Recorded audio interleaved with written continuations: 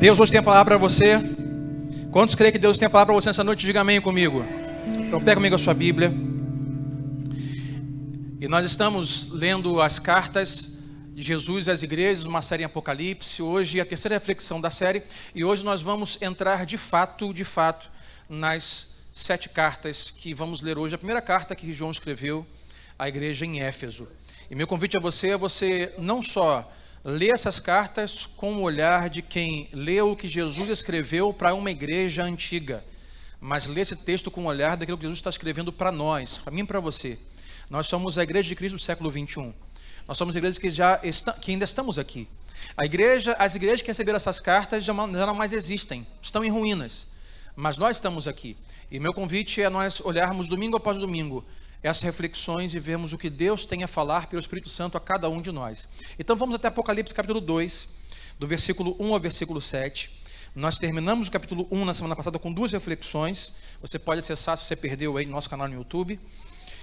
Apocalipse 2, versículo 1 ao versículo 7, onde Jesus está através de João escrevendo a carta à igreja em Éfeso. E ele vai escrever essa carta e vai fazer muitos elogios e vai ponderar também pelo menos uma coisa, o que nós queremos hoje olhar com esse olhar do Espírito Santo para nós como igreja do século 21. Então Apocalipse 2, versículo 1 vai dizer assim: estas são as palavras daquele que tem as 7 estrelas em sua mão direita e anda entre os 7 candelabros de ouro. Vai dizer assim o Senhor no conteúdo da carta: conheço as suas obras, o seu trabalho árduo e a sua perseverança. Sei que você não pode tolerar homens maus, que pôs à prova os que dizem ser apóstolos, mas não são, e descobriu que na verdade eles eram impostores. Versículo 3: você tem perseverado e tem suportado sofrimentos por causa do meu nome e não tem desfalecido. Versículo 4, então Jesus tem uma crítica a fazer a esta igreja. Ele vai dizer: contra você, porém, tenho isto, uma única coisa: você abandonou o seu primeiro amor. Lembre-se de onde caiu, arrependa-se e pratique as obras que praticava lá no princípio. Se não se arrepender, diz o Senhor, eu virei a você e tirarei o seu candelabro do lugar dele. Mas há uma coisa, é como se Jesus lembrasse no final da carta. Claro que não há aqui menção de dizer que Cristo, enquanto escrevia, se esqueceu de algumas coisas e lembrei, mas percebe-se que no final Cristo, após a crítica, volta aos elogios e coloca algo fundamental aqui, versículo 6. Mas há uma coisa a seu favor. E essa coisa que ele vai dizer é: você odeia as práticas dos nicolaítas, como eu também as odeio. Versículo 7. Aquele que tem ouvidos, ouça o que o Espírito diz às igrejas. Ao vencedor darei o direito de comer da árvore da vida que está no paraíso de Deus. Até aqui, vamos orar. Pai, te damos graças pelo privilégio que nós temos nesta noite de compartilhar a tua palavra, Deus, de nos debruçarmos nos teus ensinamentos, e queremos pedir que o Senhor nos leve a uma observação sincera, Senhor, humilde, Senhor, com um olhar sincero, dentro daquilo que o Senhor tem a falar a cada um de nós como igreja do século 21. Deus, fala a nós esta noite, fala nosso coração, fala nossa mente, nos ensina, Pai, nos ajuda com o Teu Espírito. Senhor, dá a cada um aqui nesta noite de forma particular, individual e de forma coletiva que a Tua igreja, aquilo que o Senhor tem a falar a cada um de nós nesta noite. Assim oramos, no nome de Jesus, e todos digam amém. Toma o seu lugar, Deus te abençoe, mantenha a sua Bíblia aberta. E para nós, o tema desta noite, que vamos abordar olhando a carta à igreja em Éfeso, é esse: fundamentalistas em Éfeso, todo conhecimento e nenhum coração. Esse é o tema com o olhar que nós vamos olhar a carta de Jesus à igreja em Éfeso. Então deixa eu falar algumas coisas antes de nós entrarmos no conteúdo da carta. Para você que não conhece tanto sobre a igreja em Éfeso ou sobre Apocalipse, temos aqui dito que Apocalipse, nós olharmos com o olhar de qual nós devemos olhar, quando o Apocalipse 1, versículo 1 se inicia dizendo assim: revelação de Jesus Cristo.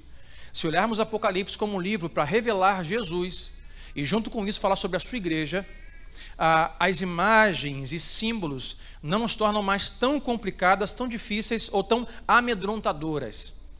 A história que temos dito é que Jesus então foi até um homem chamado João, que estava exilado em Patmos, já com seus praticamente 100 anos de idade, quase 80 anos de serviço à fé cristã. João, que foi o último apóstolo a sobreviver, ele viu seus demais irmãos apóstolos morrerem um a um.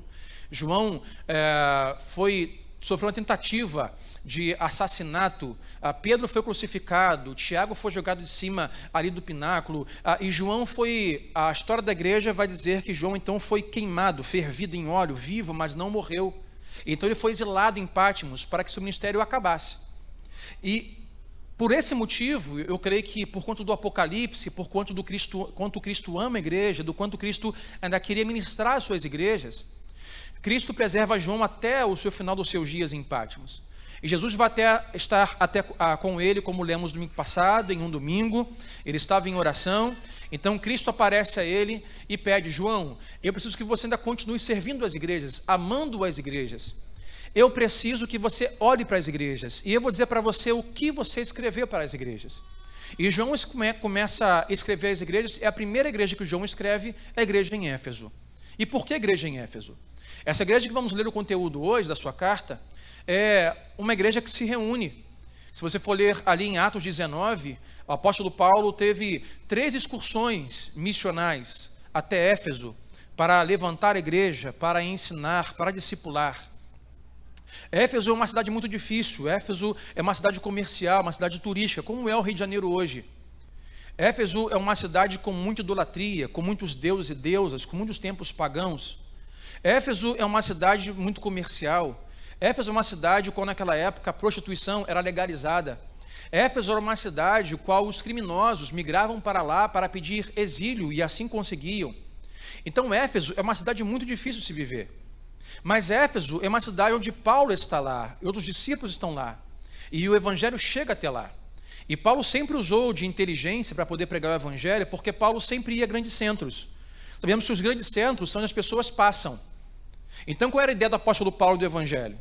É você estabelecer em grandes centros, onde as pessoas vão passar por ali, vão ouvir a palavra do evangelho, vão conhecer Jesus, e quando voltarem para suas cidades natais, para a sua terra, eles vão levar o evangelho. Se o evangelho disseminou no mundo, como estamos hoje aqui, é porque o apóstolo Paulo e outros foram estratégicos de onde levantar e plantar igrejas. Por isso a importância de igrejas levantadas e evangelho pregado em lugares estratégicos, onde as pessoas passam e levam para todos os cantos do mundo. E assim Paulo fez com Éfeso. Éfeso é uma igreja, um povo que se reúne em uma igreja física, mas arqueologias, escavações um pouco recentes encontraram em Éfeso algumas casas em ruínas, possíveis grandes terraços, onde a igreja, além da reunião coletiva aos domingos, se reunia nas casas, como hoje ainda fazemos.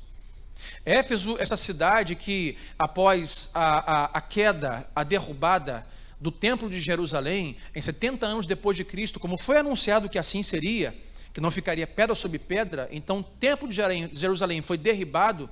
Diz que então Éfeso passa a ser quase que o centro do evangelho, mais ou menos ali em 100 anos depois de Cristo, porque Paulo está ali. Não tem mais Jesus, não tem mais Pedro, e Paulo está ali discipulando, ensinando, preparando missionários, pastores, professores da Bíblia. E Éfeso chega a ser o centro do evangelho do mundo. As outras 6 igrejas que estão ao redor, o qual Cristo escreve cartas, são igrejas que saíram de Éfeso.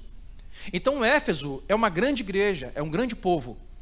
Ali no salão, chamado Salão de Tirano, onde o apóstolo Paulo ministrava diariamente, nesse tempo do meio do dia, ali meio-dia, 1 hora da tarde, diz que diariamente Paulo ensinava por 4 horas, durante 2 anos. Eu fiz as contas, o apóstolo Paulo esteve em Éfeso ministrando mais ou menos 3.120 horas de ensino, preparação de missionários, preparação de pastores. Então Éfeso é uma grande igreja, Éfeso é uma grande cidade. Aí Jesus agora tem uma carta, através de João, para escrever essa igreja. E esta carta vem com muitos elogios. Essa carta vem dizendo assim: olha, eu reconheço o que vocês têm feito, estou percebendo o que vocês estão fazendo, reparado o que vocês fazem, o que nos dá a saber também, irmãos, que hoje não é diferente. Nós como igreja temos que ter a ciência, que não estamos simplesmente nos reunindo, sabe, de uma forma não intencional, ou de uma forma superficial, Mas como igreja de Jesus, estamos nos reunindo sabendo que o Senhor da igreja, Jesus Cristo, tem nos acompanhado. Ele tem visto as nossas obras, tem visto os nossos encontros, Ele tem recebido as nossas reuniões, as nossas orações. Posso ouvir um amém? Estamos aqui e oramos, e cantamos, e adoramos. Sabemos que não estamos simplesmente fazendo com os irmãos, mas estamos falando com os irmãos, sabendo que Jesus Cristo, que é o Senhor da igreja, está recebendo, percebendo e acompanhando a nossa adoração, a nossa reunião, e esta igreja já há quase 30 anos de existência, porque a igreja é dele. Ele é o bom pastor, ele é o Senhor da igreja. E Jesus está tão preocupado com as igrejas e fala assim: João, eu preciso que você sirva as igrejas. Eu preciso que você ame as igrejas. João, olhe aonde estão acertando, olhe aonde estão errando e escreva. Eu vou te ajudar, eu vou te revelar o que eles precisam ouvir. Então a igreja em Éfeso, em uma reunião de domingo, quem sabe, como essa, o pastor da igreja chega assim: gente, nós recebemos uma carta, porque isso aqui foi literal, isso aqui foi físico, não foi espiritual, não foi uma manifestação espiritual, não foi um holograma, uma carta física chegou à igreja de Éfeso. Agora imagine você, o pastor sobe domingo, reúne com os irmãos, irmãos, recebemos uma carta do nosso pastor João, o último que nos sobrou dos apóstolos. Ele disse que Cristo nos enviou essa carta, e todos pararam. Diga assim: pastor, nos diga o que tem nessa carta. Então Jesus se apresenta na carta. Olha comigo o versículo 1 de Apocalipse 2, e vamos ao texto. Jesus abre assim: ao anjo da igreja em Éfeso, escreva. Eu vou lembrar, domingo passado, nós falamos sobre isso quando nós lemos, que João teve em Patmos, então Cristo apareceu para ele, e João disse que esse que apareceu para ele, ele tinha 7 estrelas. No final do capítulo 1, o próprio Cristo explica: olha, o mistério das estrelas são essas. 7 estrelas, na verdade, são os 7 anjos das 7 igrejas. E aqui ele abre: ao anjo da igreja. Aqui não é ao pastor da igreja. É bom saber que, além de um reino físico que nós temos aqui hoje, além de uma liderança física e humana que toda igreja tem, que é o pastor responsável da igreja, toda igreja tem da parte de Deus proteção de anjos que estão protegendo, guardando a igreja. Sabe, além das guerras que nós vemos naturais, existe uma guerra espiritual, e é o que nós cremos. É o que Paulo diz, que nossa luta não é contra carne nem sangue, mas contra todos os principados e potestades. Há batalhas espirituais travadas constantemente, também pela igreja. Porque uma das coisas que o diabo quer fazer é rachar a igreja, danificar a igreja, sabe, separar a igreja, desunir a igreja, não só uma igreja local como essa, mas a igreja de Cristo. Então Deus tem os seus anjos que vão estar cuidando da igreja, dos líderes da igreja, dos irmãos da igreja do Senhor Jesus. Então ele abre essa carta dizendo assim: ao anjo da igreja, a esse enviado como responsável da igreja, ele diz: estas são as palavras de quem? Daquele que tem as 7 estrelas em sua mão direita. E nós vimos no Apocalipse, capítulo passado, que o próprio Cristo diz assim: olha, o mistério das estrelas na minha mão são os 7 anjos de cada 7 igrejas. Mas pesquisas, e eu falei sobre isso no primeiro grupo pela manhã, arqueologias comprovam que esse também possivelmente é um texto direto à igreja e ao Império Romano, um imperador chamado Domiciano daquela época. Naquela época eles tinham um imperador romano que, assim que começou o seu reinado, se declarou como Deus e Senhor. Era bem comum naquela época, se você for ler a Bíblia e os Evangelhos, que os romanos tinham César como um Deus, César como um Senhor. Até diziam, né? Até eu não entendi qual é a palavra que eles usam de César. Ave César. Eu lembro de Ave Chester, né? Aquela propaganda que tinha antiga do Peru, ou do Chester, do Tender para o Natal. Os mais antigos vão lembrar, né? Ave Tender, Ave César. Mas antigamente tinha esse negócio de César. César passava, todos se curvavam. César passava e colocavam-se então as palmas e as flores, como fizeram com Cristo, dizendo Hosana quando ele entrou em Jerusalém. Mas a liderança romana era vista como um Deus. Mas o comum a se acontecer é depois que a liderança romana morria, depois que o imperador romano morria, era aí então, nesse momento, que Roma declarava aquele grande imperador que já morreu como alguém a ser adorado, por exemplo. Mas naquela época da igreja em Éfeso, havia um imperador chamado Domiciano, que ele começou o seu império, se declarou Deus, mas não só fez isso. Ele começou a cunhar moedas com o seu rosto, com a sua cara na moeda. E essa moeda tinha o rosto dele. Essa moeda, a arqueologia vai dizer que era uma moeda que tinha ali um globo, o imperador Domiciano no globo, e 7 estrelas na moeda. E eu fico imaginando, se a gente não tem muita noção do quão impacto tem isso, quando a gente lê a Bíblia e vê que são séculos passados. Mas imagina você, se hoje, primeiro governo do Senhor Messias Bolsonaro, e amanhã, segunda-feira, ele vai assim, estamos vendo aí as queimadas, ok? Na Amazônia, e temos que ver o negócio também da moeda do real aí, tá ok?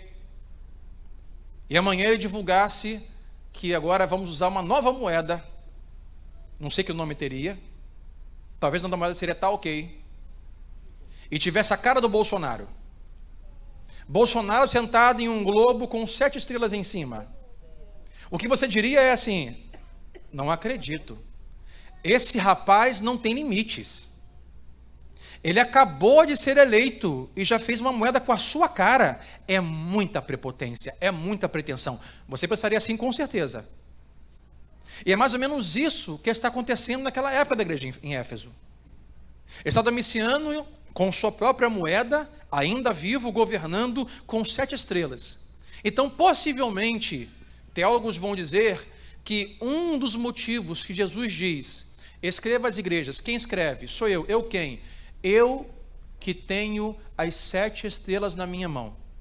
É como se Jesus dissesse: diga para a minha igreja que essa moeda que eles usam no bolso e esse imperador romano que todos servem, ele é um falso Deus. Eu sou o verdadeiro Deus.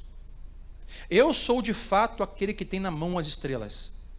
Como quem diz: eu estou governando, eu estou cuidando de vocês, eu estou reinando sobre e entre a minha igreja. Era uma forma de Cristo dizer para Domiciano que ele não era Senhor, e dizer para a igreja que ela está sendo acompanhada de fato por quem é Senhor. E ele continua dizendo: e anda entre os 7 candelabros de ouro. Vemos aqui semana passada que o próprio Jesus respondeu: João, o mistério dos 7 candelabros são as 7 igrejas. Uma figura que Jesus vai usar para a igreja é a sua função, porque ela existe. O que é o candelabro? O candelabro é a luz elétrica da antiguidade. O candelabro era um lugar onde se colocavam óleo, azeite, velas para iluminar. Jesus diz: a igreja é como um candelabro. A igreja existe para trazer luz à escuridão da humanidade. O papel principal da igreja é iluminar a sociedade, a cultura e o mundo, não com uma luz própria, mas com a luz de Cristo. Então Jesus diz: eu que escrevo essa carta.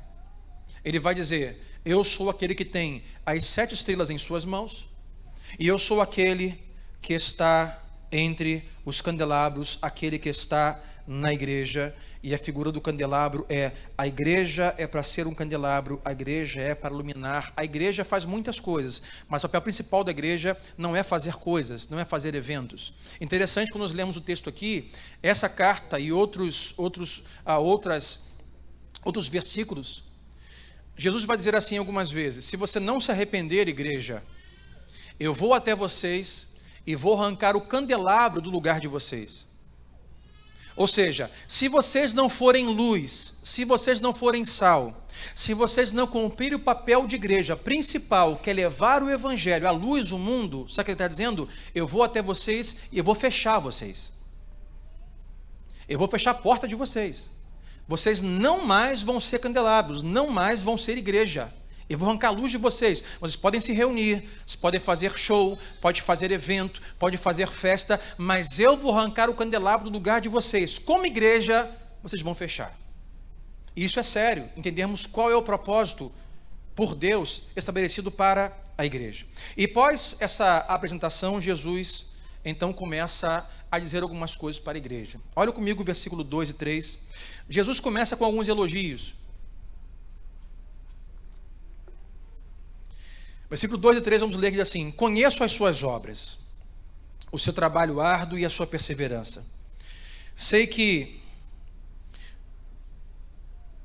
você, passou aqui, sei que você não pode tolerar homens maus, que pôs à prova os que dizem ser apóstolos, mas não são, e descobriu que eles eram impostores. Versículo 3.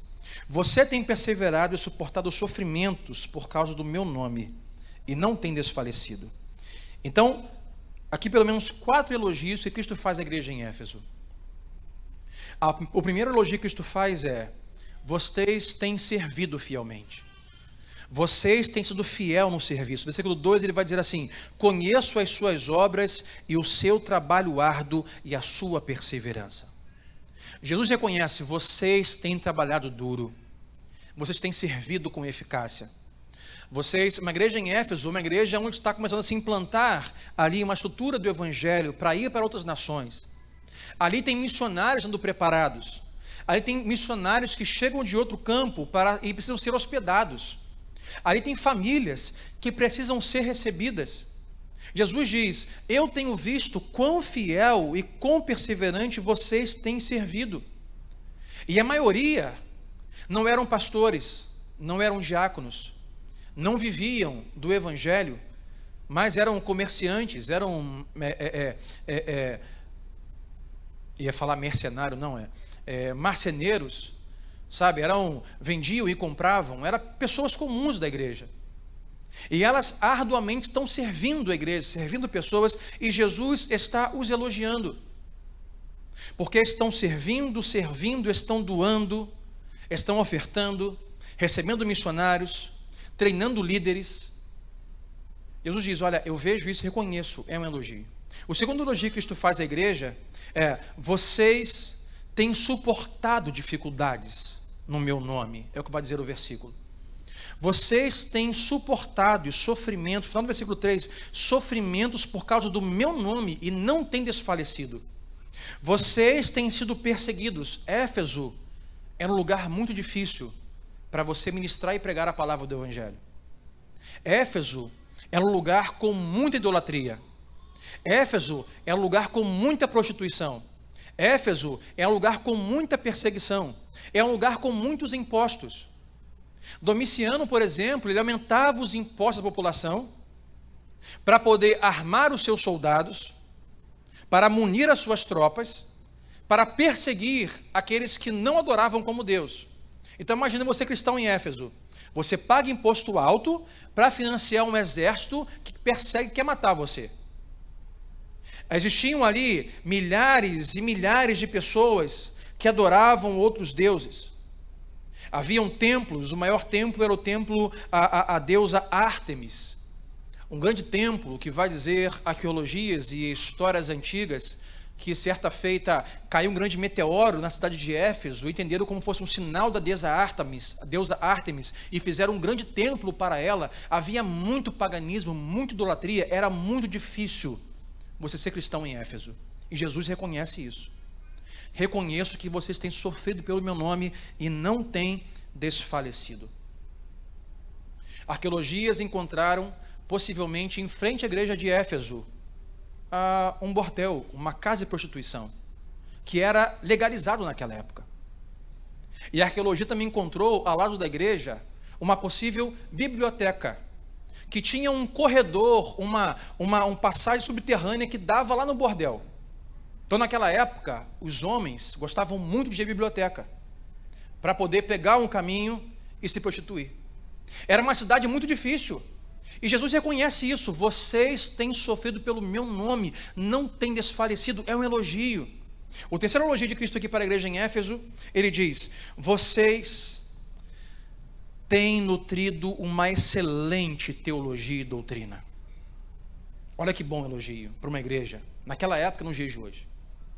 Uma igreja naquela época com muitas religiões pagãs, muitos falsos mestres.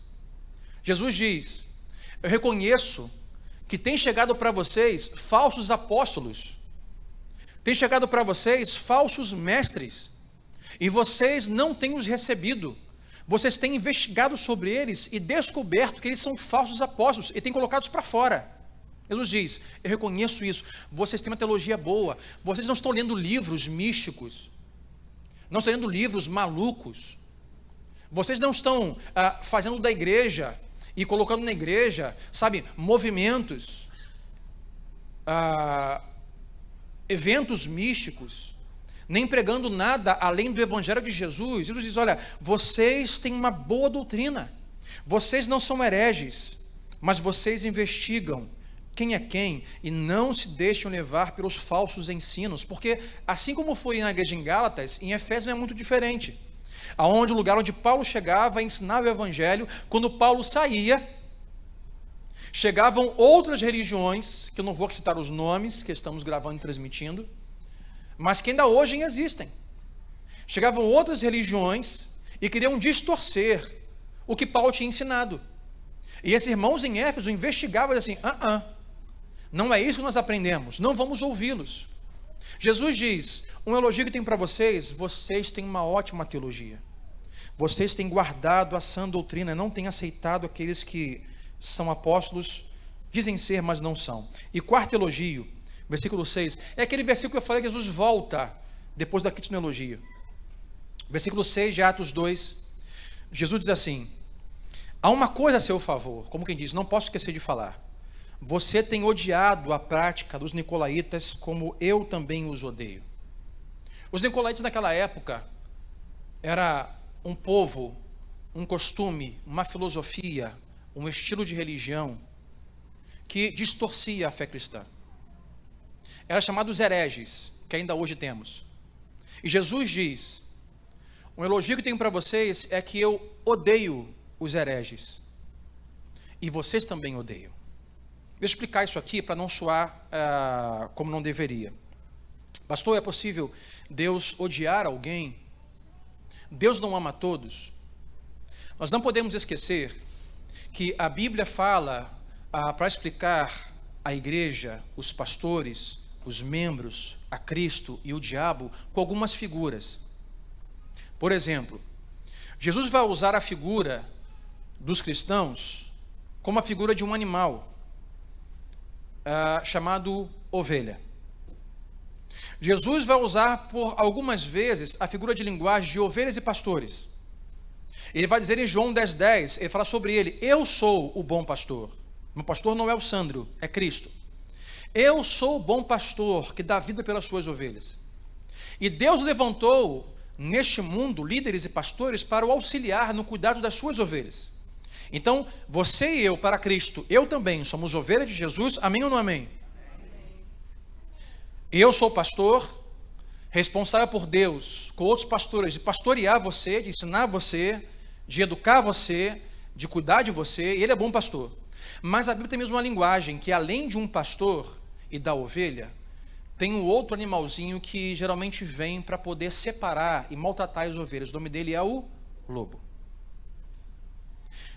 Quando Deus fala assim, vocês odeiam os hereges, e eu também, essa ideia é que nunca na história da humanidade ovelha amou o lobo.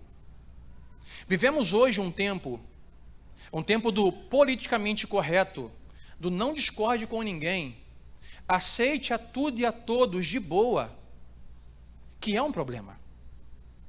Nós temos que pedir a Deus discernimento para saber o que é de Deus e o que não é de Deus. E hoje tem muita coisa que chega a você e a mim, disfarçado de ensino do bom pastor, mas não é. Assim como Deus tem homens e mulheres que levanta nas nações para cuidar da igreja, o diabo também tem pessoas que ele levanta para destruir a igreja, para separar a igreja. Em Éfeso era muito comum e hoje não é diferente. Quando Deus fala sobre os hereges, e vale aqui ressaltar, pastor, quem é herege? Herege é aquela pessoa que faz e trabalha com heresias e falsos ensinos de forma intencional e proposital, com o fim de ganhar dinheiro, fazer política ou ter seus próprios fins. Herege não é uma pessoa, o irmão em Cristo, de uma outra igreja, de uma outra denominação, que não concorda com você em algumas coisas. Herege, lobos, são aqueles que hoje ainda existem, e tem muitos, que se levantam, são falsos mestres, falsos apóstolos, falsos pastores, falsos ensinadores, que são lobos, que estão ensinando coisas erradas. E o que Jesus diz é que nós podemos orar por eles, nós devemos querer o bem deles, temos que ter misericórdia deles, mas o quanto que eles nos ensinam, nós temos que odiar, nós não podemos recebê-los nem abraçá-los, nós não podemos suportá-los, porque eles são lobos, e ainda hoje existem. E o perigo que nós temos hoje, nós temos uma mídia, uma globalização, onde tudo chega para nós, no YouTube, no Facebook, na televisão, e muitas coisas parecem luz e não são. Muitas coisas parecem ensino de Jesus e não são. Mas são lobos querendo, com aquele falso ensino, enriquecer, fazer política ou ter os seus próprios fins, os seus meios. Quer ver um exemplo? Tanto os pastores quanto os lobos amam a ovelha. Mas pastor, aquela pessoa é tão amorosa, demonstra assim um carinho tão grande por aquelas pessoas que o seguem, que ele ensina. Deixa eu falar para você, o lobo também ama ovelha. Só que o amor de um pastor por uma ovelha é um pouco diferente do amor de um lobo por uma ovelha. O amor do pastor pela ovelha, o pastor quer cuidar da ovelha, guardar a ovelha. O lobo também ama a ovelha. Oi, como ama. O gosto então é maravilhoso. O lobo, ele ama a ovelha, mas o fim do lobo é se satisfazer com a ovelha. É retirar o que a ovelha tem para ele. É se alimentar da ovelha. Então, o que Jesus está dizendo assim, o elogio que tem para vocês é que vocês não têm se deixado levar por heresias. Vocês não têm recebido no meio de vocês lobos que parecem ovelhas. Porque assim quando Paulo acabava de lançar o evangelho e saía, vinham lobos, querendo desvirtuar a igreja. E eu preciso dizer para você, meu irmão, que nós biblicamente, às vezes olhamos a Bíblia e falamos assim, pastor, mas a Bíblia é que nós temos que amar a todos. Sim, amar, ter misericórdia, querer o bem, mas nós não podemos suportar, receber aquilo que é ensino errado, ensino que vai desvirtuar a fé cristã, que vai levar você, ou vão tentar levar você, na verdade, para usar você para alguma coisa, e não para te edificar. Cuidado, a televisão está cheio de coisas desse tipo. E Deus fala, o que eu tenho a favor de vocês é que vocês têm se preocupado, você tem cuidado disso. Então observe que, versículo 3, Jesus termina dizendo assim, os elogios, vocês servem, vocês trabalham arduamente. Segundo, vocês sofrem o evangelho por minha causa e vocês não desfalecem, vocês não são apóstatas. Terceiro, vocês têm uma teologia muito boa, vocês pregam de Jesus, vocês falam de Jesus, não atribuem aos seus cultos coisas místicas e coisas esquisitas. A quarta coisa, vocês têm se preocupado com o evangelho de verdade, não se deixam atrair pelos lobos com as suas doutrinas falsas. Imagine, irmãos, eu como pastor eu ficaria muito feliz de receber uma carta como essa, aonde chegarei aqui domingo pela manhã ou à noite e falar assim, irmãos, olha, Jesus nos mandou uma carta, eu sei que é dele, está escrito em sangue, aqui está em vermelho, ele disse assim, olha, tem uma carta para vocês, vamos ler, leia pastor Sandro, o que está escrito? Jesus está dizendo que nós temos servido a igreja muito bem. Opa, maravilha. O que mais? Jesus está dizendo que nós temos suportado o sofrimento por causa da fé, não temos apostatado, não temos negado, mas temos suportado. Que maravilha. O que mais, pastor Sandro? Ele está dizendo que nós temos uma boa doutrina. Nós nos preocupamos em ter mensagens bíblicas, em pregar o evangelho, ensinar o povo a coisa certa. Que maravilha. O que mais, pastor? Estou curioso. Aí também diz que nós não temos recebido falsos profetas e falsos pastores e falsos apóstolos. Que maravilha, olha, estamos bem. Acabou? Só que não acabou aqui. Tem só mais um item aqui embaixo. E é quando então é lido a igreja, o texto que vamos ler, o versículo 4 e 5, onde Jesus faz apenas uma crítica à igreja, uma crítica só. Imaginem que há 4 elogios e uma crítica. Versículo 4 de Apocalipse 2 vai dizer assim: contra você, porém, tenho isto: você abandonou o seu primeiro amor. Lembre-se de onde caiu. Arrependa-se e pratique as obras que praticava lá no princípio, no começo. Se não se arrepender, virei a você e tirarei o seu candelabro do seu lugar. Ou seja, eu vou fechar a igreja, vou fechar você como igreja. Vou apagar a minha luz em você. Porque é fato, irmãos. Quando nós não estamos sendo a igreja que Deus quer que nós sejamos, outras coisas tomam conta do nosso coração. E nós começamos a iluminar outras coisas que não é a igreja, que não é Cristo. E a luz é apagada. E tem uma crítica. A crítica é essa: vocês não têm sido muito amorosos. Agora observe, eu observava que Jesus os elogiou, dizendo assim: eu elogio vocês porque vocês não amam os lobos. Vocês não amam os hereges, os falsos apóstolos, os falsos profetas, os falsos pastores, vocês não amam. Mas a crítica é: vocês não amam os lobos, elogio, e crítica é: mas vocês também não amam as ovelhas. Vocês não amam os lobos, mas você não ama as ovelhas, não ama os pastores e não ama o bom pastor que é Jesus. Isso é a crítica dele. Vocês não têm sido muito amorosos. E se nós pegássemos o conteúdo das próximas 6 cartas, 7 cartas à igreja em Apocalipse, as igrejas. E se, eu confesso a vocês, se nós pegássemos assim, pelo menos para o meu coração, pegássemos as 7 cartas, colocássemos à frente, e pensássemos assim: com qual carta eu me identifico mais? Leia as outras cartas. Eu penso que a carta à igreja em Éfeso seria, quem sabe, uma carta onde eu mais me identificasse. Jesus dizendo: vocês têm boa teologia, têm boa palavra, têm bom serviço, têm boa estrutura, mas o amor de vocês está diminuindo. O amor de vocês pelas ovelhas está diminuindo. O que Jesus diz para essa igreja é: vocês não têm livros esquisitos na prateleira, vocês não têm pregadores hereges no púlpito pregando, vocês estão servindo fielmente, mas vocês estão ficando calejados ao longo dos anos, e esse negócio está ficando mecânico demais. O amor de vocês está diminuindo. Vocês são fiéis, são servos, são teólogos, mas não muito amorosos. Interessante que Jesus diz que a igreja deveria voltar às práticas das primeiras obras. Então comparamos aqui, Jesus elogia algumas obras e critica que eles pararam de fazer uma obra. Então o que Jesus quer dizer é: vocês juntos começaram algumas obras, servindo fielmente, suportando as dores e perseguições por causa do meu nome, sem apostatar, sem reclamar, sem murmurar, sem desistir. Vocês têm lido a palavra, têm investigado falsos pastores e mestres.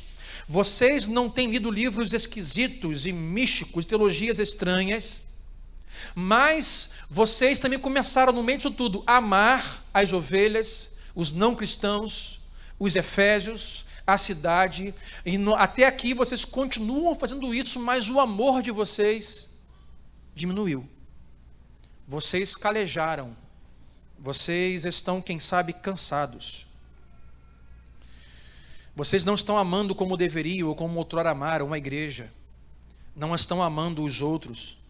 Não estão amando os seus líderes. Não estão amando os seus irmãos em Cristo. Não estão amando os não cristãos. Não estão amando os perdidos. Não estão amando a Jesus. Porque o que Jesus quer o tempo todo falar a João e para nós é: você ama a Jesus quando você ama o que Ele ama. O que Ele ama, a igreja. Você serve a Jesus quando você serve o que Ele serve. O que Ele serve, a igreja. E isso pode ser você nesta noite.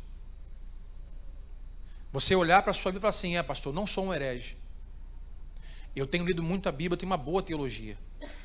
Sabe, eu não sou pego no anzol por essas falsas doutrinas que estão ensinando por aí nas televisões, nas rádios, na internet. Sabe, eu não tenho sido enganado pelos falsos profetas. Olha, pastor, eu tenho dizimado, ofertado com fidelidade. Eu tenho servido a casa do Senhor, eu tenho trabalhado para a igreja. Mas quem sabe, se você for lá no seu coração, você perceber que o seu amor tem diminuído. Amor pelas pessoas, amor pela causa de Cristo, amor pela igreja, amor pelos perdidos, amor pelo Senhor. Você vai ver que algumas coisas não diminuíram, mas o amor tem diminuído, sabe? E é difícil você julgar o coração de alguém. Eu não posso aqui julgar o seu coração. Por isso eu disse assim, talvez esse seja você. Eu não posso julgar o seu amor, não posso julgar o seu coração.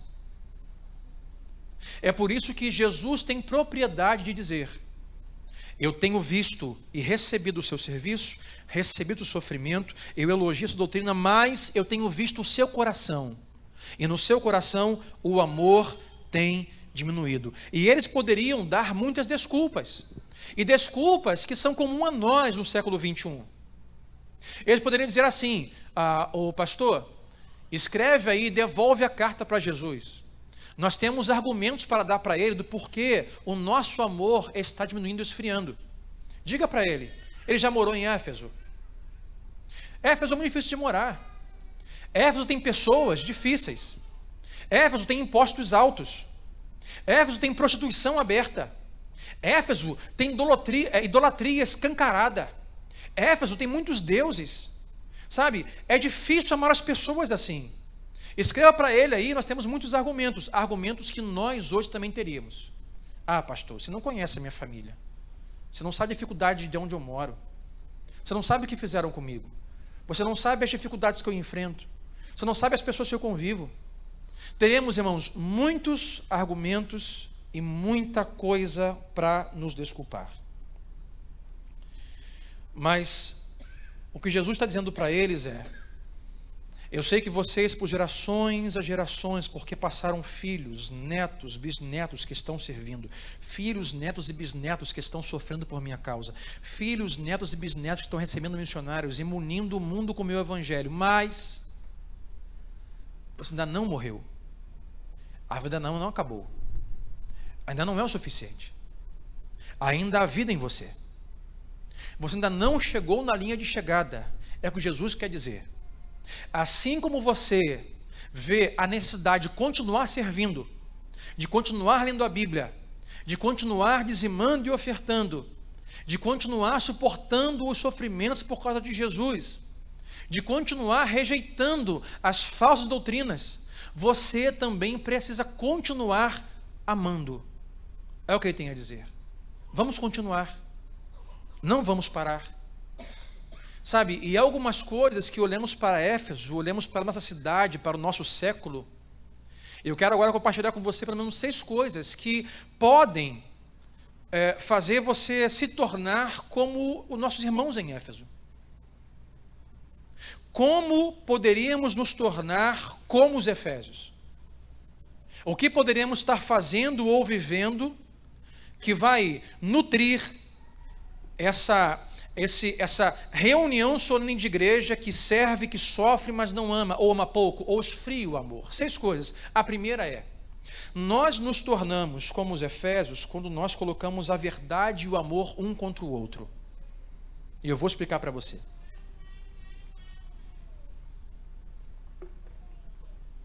Nós nos tornamos como os efésios quando nós colocamos verdade e amor como inimigos, opostos.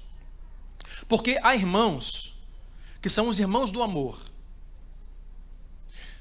Tudo suportam, são pacientes, toleram as críticas, toleram os pecados, seu e dos outros, não admoestam, toleram os falsos mestres, toleram os falsos apóstolos, passam a mão por cima dos pecados dos outros. Pastor, só vamos amar. E isso é um problema. Eles não dizem a verdade, não ensinam, não admoestam, não ajudam o outro com o arrependimento do seu pecado, com a verdade da palavra. Mas também tem outro lado oposto, que são os irmãos que é só verdade. O irmão é pura verdade. Ele leu tanto a Bíblia, conhece tanto a Bíblia, que para ele os versículos bíblicos são como munições no cano de uma espingarda, de um fazendeiro. Alguém fez alguma coisa, ele, pum, Efésios. Alguém pecou, ele, pum, Romanos. Alguém falou uma coisa esquisita, ele, pum, Mateus. É só versículo no peito, sem amor, só correção, só pancada. Eu falo assim, pastor, eu preguei para eles a Bíblia, mas eu acho que eles não se sentiram muito amados. Com certeza, quem se sente amado enquanto sangra? O que você vai conseguir aí é constrangimento, vergonha, condenação, quando Paulo diz que não mais há condenação para aqueles que estão em Cristo. Jesus foi aquele que veio ao mundo cheio de graça e verdade. Nós temos que usar da verdade do Evangelho com amor. É ensinar amando, dizer verdades em amor. Irmão, eu sei que isso não é fácil. Às vezes eu tenho vontade de pegar impulso, mirar no peito do irmão e vir correndo e dar uma voadora e pum, no peito e falar assim, toma vergonha nessa cara, seu crente. Dá vontade ou não dá? Ah, dá vontade. Dá vontade. Mas aí eu mato o cara. Eu exponho o pecado e a vergonha dele. É difícil me controlar, rangendo os dentes. Então, meu querido, Deus te ama. E Deus quer que você mude a sua vida. Entendeu? Eu por mim, eu avançava em você. Mas eu tenho que te amar. Eu tenho que te amar, mas não posso deixar de falar a verdade para você. O amor tem se esfriado, diminuído, porque nós podemos estar tão cheios de textos e versículos e atirarmos nas pessoas sem amar. Mas também é verdade que simplesmente só amor, só o não querer críticas e ser paciente com tudo sem verdade, também não é um amor que muda as pessoas ou que tem eficácia. A segunda coisa que pode nos fazer tornar como os irmãos em Éfeso é quando nós nos tornamos como os Efésios, quando nós ouvimos somente a sã doutrina e a teologia e nós paramos de ouvir o Espírito Santo. Eu estou fazendo relações de coisas que possivelmente eles estão vivendo pelo conteúdo, pelo teor da carta. Jesus diz, vocês têm uma ótima teologia, mas vocês não estão amando as pessoas. Podemos nos tornar como eles quando nós só ouvimos a doutrina e a teologia e não ouvimos o Espírito Santo. O que acontece é, algumas pessoas estudaram tanto a Bíblia, leram tantos livros de teologia sistemática e categorizaram na sua mente já os versículos para cada coisa da sua vida. E entendem que tem tanto conteúdo, tão organizado quanto ler e estudar sobre a palavra de Deus, que agora ele já tem uma forma de caminhar a vida cristã sem precisar ouvir o Espírito Santo. Não, eu não preciso orar tanto mais, porque eu orava muito quando eu precisava que Deus me revelasse as coisas, mas agora eu já sei muito da Bíblia, tenho muita revelação. E isso é um problema. Nós temos que estudar, e eu sou um pastor que amo estudar, sou um pastor que amo ler, e leio o tempo todo, tenho muitos livros, mas tenho que me lembrar que quem inspirou as Sagradas Escrituras foi o Espírito Santo. E não tem ninguém melhor do que Ele para me revelar o conteúdo deste livro. Sabe, nós esfriamos no amor, e é o que a igreja está enfrentando, quando achamos que nós já sabemos, já pode nos guiar. Então não precisamos mais orar tanto quanto nós orávamos. Não precisamos mais pedir ao Espírito Santo que nos instrua, que nos guie, porque eu já organizei na minha cabeça todos os livros que eu já li e já posso seguir sozinho. Sabe o que é isso? Nós vamos esfriando em relação ao relacionamento. A fé cristã, sim, é um conjunto de crenças que nós adotamos, mas não é só isso. É também uma relação que nós temos com Deus. Então, se você tem um evangelho que só se relaciona com Deus, mas não busca conhecer a fé, a doutrina e as crenças desse evangelho, está faltando metade. Mas também você entende que o evangelho é só um conjunto de crenças que você adota sem relação com Deus, também está errado. E é isso que eles estão vivendo. Então conheça a Bíblia, estude a Bíblia, leia bons livros, pesquise, mas não se esqueça que não é só crença, não é só conhecimento, é ouvir a voz do Espírito Santo diariamente. E orar e pedir: Deus, me guie, me direcione e me ajude.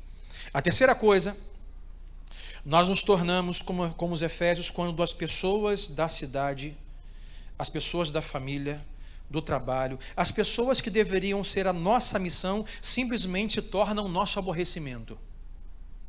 E vale dizer, pessoas nos aborrecem de graça. A igreja em Éfeso, por anos, tem servido, recebido missionários, treinado, enviado. Mas é uma cidade difícil, tem muita idolatria, tem muitos deuses e deusas, tem muita coisa. E as pessoas da cidade, possivelmente para eles, passaram a se tornar um aborrecimento, quando deveria ser a sua missão.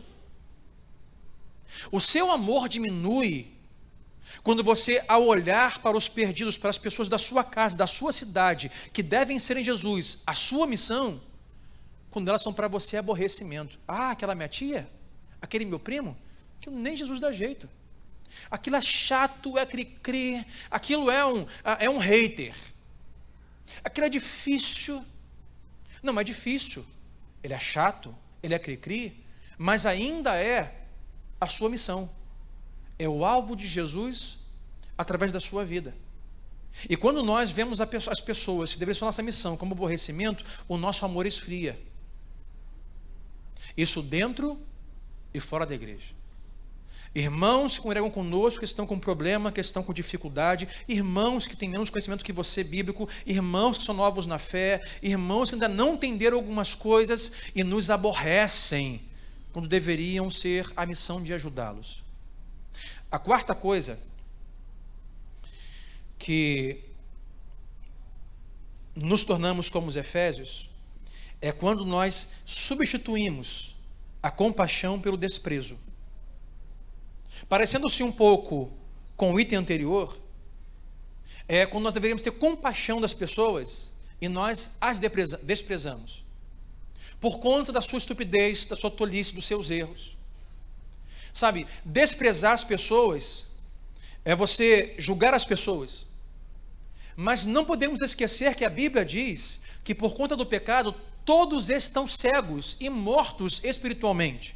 Portanto, quem está morto espiritualmente e cego, não pode ter escolhas iluminadas.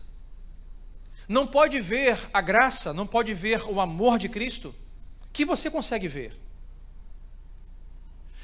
Você desprezar as pessoas é você dizer assim: olha, você é muito estúpido. Sabe, você está tendo o que você merece. Eu estou cansado de você. Sabe, eu não vejo nenhuma esperança mais para você. Te desprezo.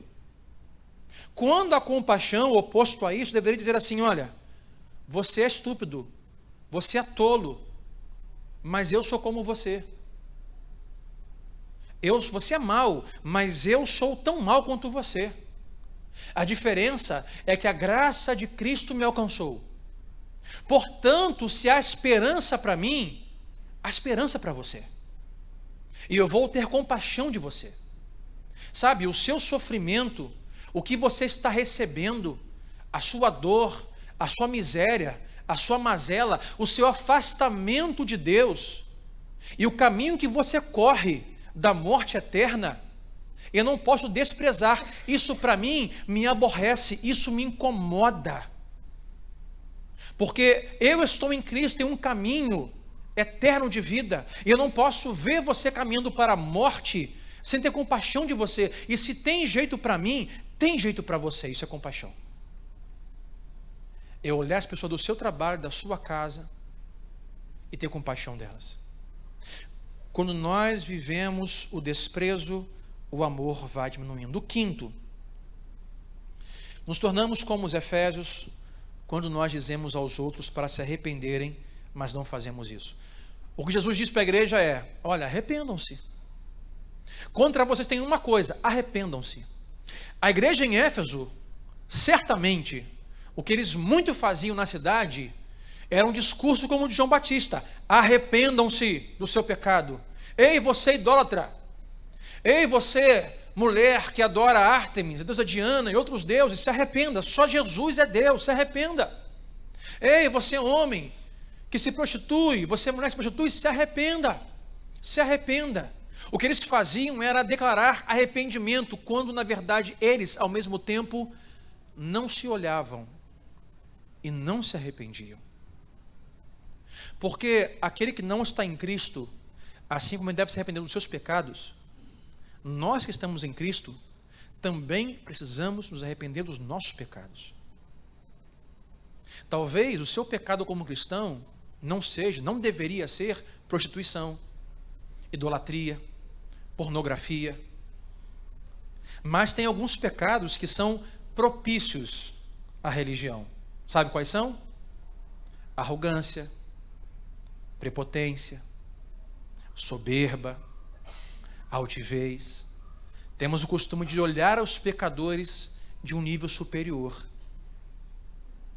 Nos tornamos como a igreja em Éfeso quando nós não olhamos para nós e nos arrependemos do nosso pecado. E o pecado deles aqui é: tenho contra você isso, o amor de vocês diminuiu. Arrependam-se. Arrependam-se.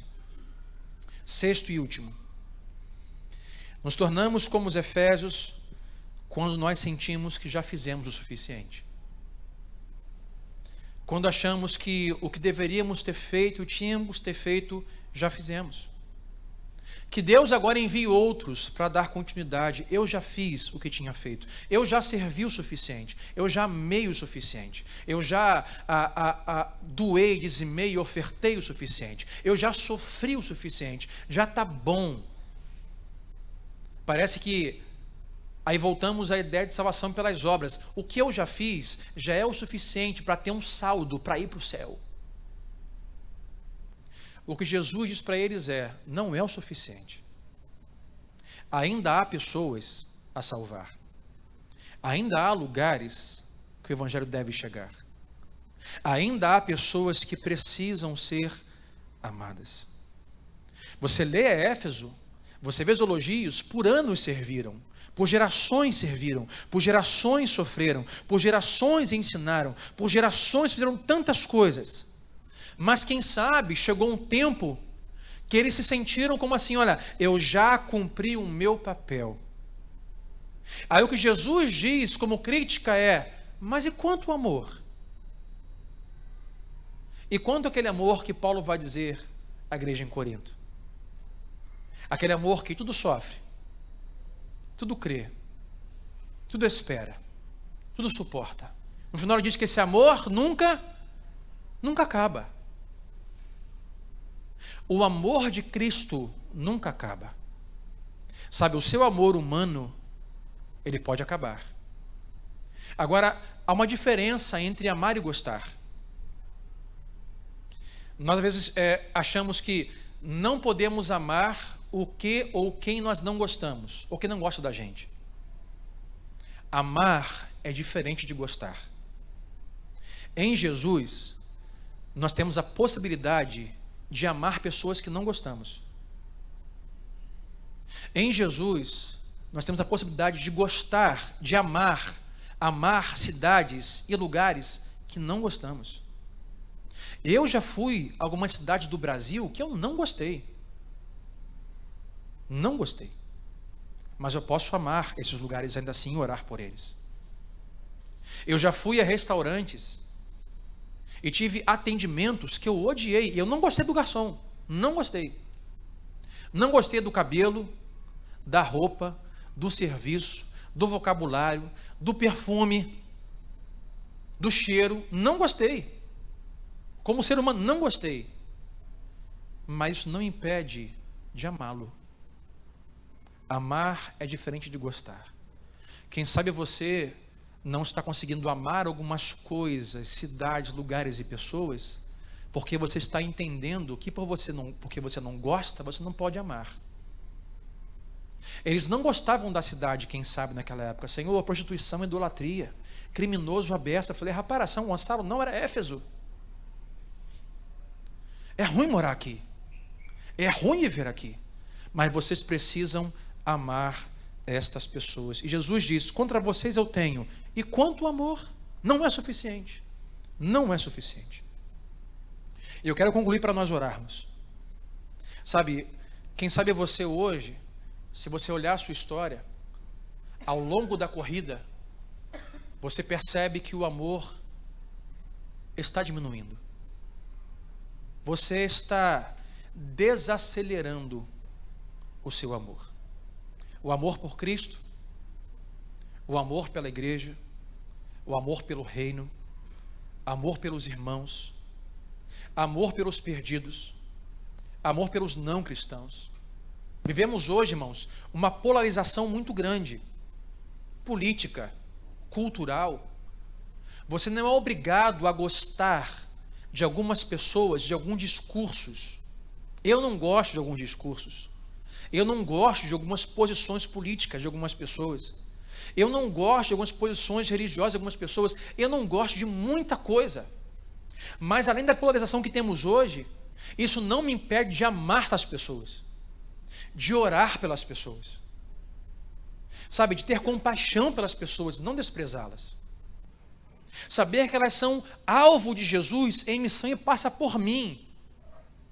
E não são simplesmente aborrecimentos meus. E vale dizer, irmãos, que às vezes nós podemos ser hipócritas, pensando assim, poxa, se esta pessoa me aborrece, imagina Deus. Olha, Deus deve estar muito aborrecido com ela. Olha o pecado que ela cometeu. Olha a estupidez. Olha a idolatria.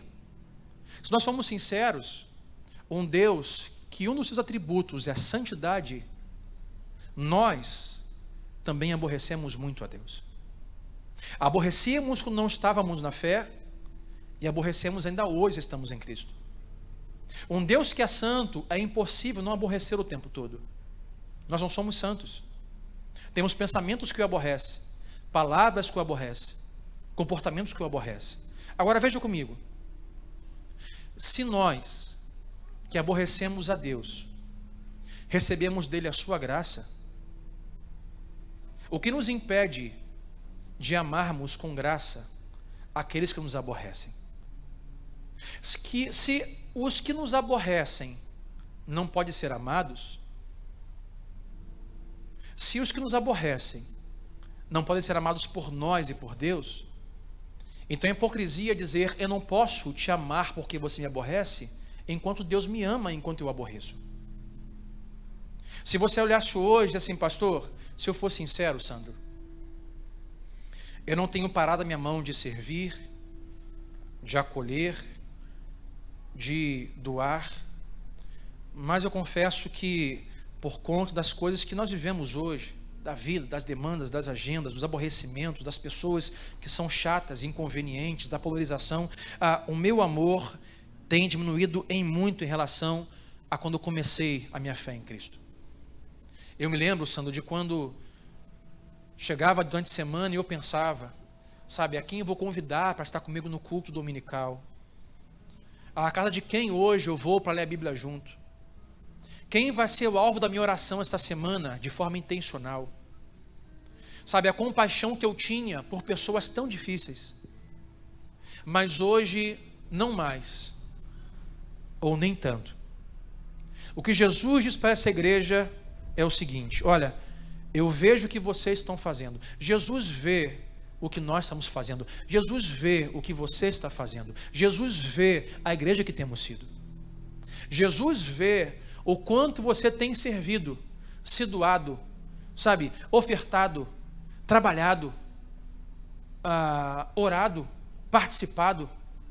Jesus está vendo e diz para a igreja de Éfeso, eu vejo o que você está fazendo, vocês estão trabalhando duro, eu estou orgulhoso de vocês. Vocês têm se oposto a falsos ensinos, vocês têm suportado pacientemente e sofrido pelo meu nome, vocês têm servido as pessoas fielmente, vocês têm doado generosamente, eu vejo isso, eu amo isso, eu aprecio muito, eu amo vocês, mas Eu também amo as pessoas que ainda não me conhecem. Eu ainda amo as pessoas perdidas. Então eu preciso que você as ame. Eu preciso que você continue amando. O que Jesus diz é um convite. Vamos continuar? Vamos continuar amando? Vamos continuar perdoando? Vamos continuar tendo compaixão? Vamos continuar tendo tempo para ligar para pessoas, abraçar pessoas, orar por pessoas, amar pessoas, ler a palavra com pessoas, buscar pessoas, evangelizar pessoas, andar com pessoas? O que Jesus diz é: não vamos parar, não chegamos na linha de chegada. Paulo, quando diz assim, olha, para mim, eu estou contente, completei a carreira, guardei a minha fé, fui fiel até o final. Paulo, quando fala isso, não estava começando o ministério, não tinha 5 anos de evangelho. Paulo estava à porta, à beira da sua morte. O que Jesus hoje, com a igreja, nos convida é: e quanto amor? Vamos continuar. Vamos continuar amando as pessoas que nos aborrecem. Vamos continuar tendo compaixão das pessoas difíceis. Vamos continuar nos preocupando com os não cristãos. Vamos continuar nos preocupando com os perdidos. Vamos continuar nos preocupando com os irmãos da igreja. Vamos começar a perguntar uns aos outros: como você está? No que eu posso te ajudar? Posso orar com você? Ei pastor, ei irmão, quer uma ajuda? Quer uma oração? Vamos amar. A igreja em Éfeso estava no automático. E eu, como pastor, essa sempre foi uma preocupação minha aqui na Nova Vida. Quando nós colocamos as 2 reuniões manhã e noite com a mesma palavra, foi para esse fim também. Porque tem irmãos, como falei no domingo passado, que servem, que ensinam, que cuidam de pessoas nas salas, domingo após domingo, mas nunca sentam aqui com os irmãos para abraçar, para ceiar e para orar juntos. Nunca. E depois não sabem o porquê algumas coisas estão acontecendo. Pastor, não entendo. Estou servindo fielmente e a minha vida está recebendo cada pancada. É no casamento, na vida financeira, emocional, porque estamos no automático, trabalhando, servindo, temos um bom conjunto de regras, de crenças, mas deixamos o amor com o relacionamento com Deus, ouvir o Espírito Santo e congregar com os irmãos e amar os irmãos. O convite de Deus é: vamos continuar amando. Diga sempre ao seu vizinho: vamos continuar amando. Diga para ele, convite a ele: vamos continuar amando. Diga assim: você não chegou na linha de chegada ainda. Você não chegou lá ainda. Não chegou. Enquanto nós não chegamos, nós precisamos observar se o amor em nós tem diminuído. Vamos orar, fique em pé comigo nesta noite. Eu quero orar com você e por você como igreja. Orar com você, sabe? Jesus diz assim: arrependam-se. Arrependam-se. Arrependam-se. A vida é feita de muitas coisas. Trabalhamos, estudamos, fazemos casamento, fazemos família, fazemos muitas coisas. Aí junto a isso, fazemos serviço na igreja, servimos na igreja. E o risco que temos é entrar no automático e não mais nos preocuparmos em amar as pessoas. Eu não sei, sabe, quem sabe você hoje vai orar e Deus vai te dar pelo menos uma pessoa essa semana, dizendo para você assim: olha, esta pessoa tem sido para você motivo de muito aborrecimento. Olha, esta pessoa tem tirado a sua paz, sua paciência, mas ela não deve ser apenas o seu aborrecimento, deve ser a sua missão. Lembre-se dele em oração, ore por ele, ligue para ele, ame ele. Sim, diga a verdade, mas diga em amor, admoeste em amor, convide ele. Que Deus, nesta noite em oração com o Espírito Santo, nutra o nosso coração com este amor. Amor capaz de amar o que não gostamos, amar quem não gostamos, de amar quem nos persegue, de amar quem nos aborrece, de amar aqueles que normalmente nós desprezaríamos. Mas Deus quer nos usar como igreja. E esse é o papel da igreja. Se Jesus ama, a igreja ama. Se Jesus é generoso, a igreja é generosa. Se Jesus serve, nós servimos. Então coloca a mão no seu coração. E você no seu lugar, ore. Aquilo que você hoje é convidado pelo Espírito Santo para orar em arrependimento. Ele fala assim, lembra lá no começo, do primeiro amor, das suas primeiras obras. Você amava, você se importava, você ligava, você trazia para a igreja, você ia na casa da pessoa, você lia um texto bíblico, você enviava uma mensagem, você se importava com a igreja, com o pastor, com os irmãos, com os perdidos. Se lembra dessas obras? Ele diz, volte a fazer, volte a amar como um dia você amou, com essa intencionalidade que você tinha, volte a ser intencional. Pai, eu oro nesta noite, ó Deus, só o Senhor pode sondar e esquadrinhar o coração. O salmista diz que o Senhor sabe, a palavra não nos veio à boca ainda, o Senhor conhece. Quando me assento, quando me levanto, o Senhor conhece. Não há como nós nos escondermos do Teu Espírito. Se vamos ao mais profundo abismo, ou se vamos ao mais alto dos montes, o Senhor ali está. Não há como fugir do Senhor. A Tua destra, Deus, nos ampara, nos guia. Então hoje com o Teu Espírito, guia-nos, Senhor, guia-nos pela Tua verdade. Deus, vê se em nós algum caminho mau, como orou o salmista, e nos arrependemos, ó Deus, pelo nosso amor ter diminuído. Deus, eu oro, Pai, para que esta igreja de Nova Vida, os meus irmãos, não só sejam reconhecidos, não só sejamos reconhecidos por termos uma boa teologia, termos uma boa doutrina e sermos corretos com a Bíblia e não tolerarmos falsos apóstolos e falsos mestres e ensinos equivocados e não compartilharmos misticismo, nem modismos, nem movimentos, ó Deus, mas nós também queremos ser reconhecidos por uma igreja que ama como o Senhor amou, que serve como o Senhor serviu. Deus, uma igreja que fora desses portões se importa com as pessoas ao seu redor, pessoas que todos estão desprezando, que todos as têm como motivo de aborrecimento, que o Senhor nos use para acolhê-las, para amá-las, dentro e fora desses portões. Deus, que assim seja. Aumenta o amor em nós, dá-nos este amor que está em Cristo. Deus, dá-nos a graça deste amor. Deus, um amor sem explicação, um amor sem limites. Segundo o apóstolo Paulo, um amor que tudo sofre, tudo crê, tudo suporta, tudo espera, um amor que jamais acaba. Deus, o nosso amor acaba. Deus, o amor humano das pessoas da igreja em Éfeso, Deus, esse amor ficou calejado, o amor ficou frio, é muita perseguição, é muita dificuldade, é muita crítica, mas Deus derrama sobre nós este amor que Paulo está falando, um amor, ó Deus, que nunca acaba, um amor capaz de amar pessoas que não nos amam, um amor capaz de amar pessoas que não gostam da gente, um amor capaz de amar pessoas que nós não gostamos.